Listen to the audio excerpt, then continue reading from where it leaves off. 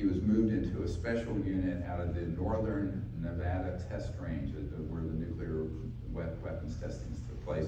And there's a helo base there. He knows where the gate is, all the details of this.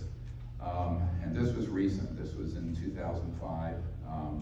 And there was this is one of ours. You can see the rivets and the seams. Not extraterrestrial. They don't need seams. And this are rivets.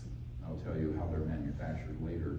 But this was the schematic of what he retrieved. This is a man-made, probably it's either a Raytheon or Northrop triangular anti-gravity craft. Now, he didn't know which corporation built this one, but we have witnesses here you'll hear from today who one of them was a Raytheon contact who saw those next. And this was later, after he did some of those initial retrievals. We have many more events like this. Each of these witnesses could be an hour. I'm just trying to run through quickly. And this was an extraterrestrial vehicle we had stunned with an electromagnetic directional weapon, and it went down on the northern range, but it did not get damaged too bad. It was stunned. And initially what happened, they came in, the Delta Force guys were in charge of the operation. He said I was a garbage man, meaning he was just a guy to be in a hazmat suit picking up pieces. He literally says that's all it was. Sometimes these lower ranking people are the ones who really get to come forward because they weren't in charge per se. And here's the drawing of the operation. The helicopter came in, unloaded the whole crew, Delta Force, and then his other folks. He knows the names of his colleagues, but most of them were cover names. There was a alien reproduction vehicle in the air above it.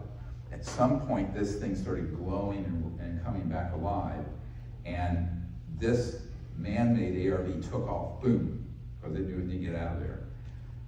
As did the chopper in the air. All personnel on the ground, just like the Russian general talking about the nuclear weapon overheating, they just basically became frozen. Not hurt at all. An ET, two ETs actually came up to him. So we can, we'll stay right there.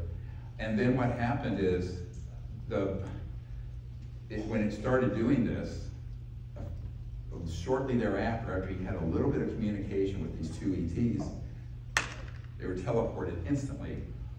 The helicopters, the men, everything back to the helicopter base. Just like that.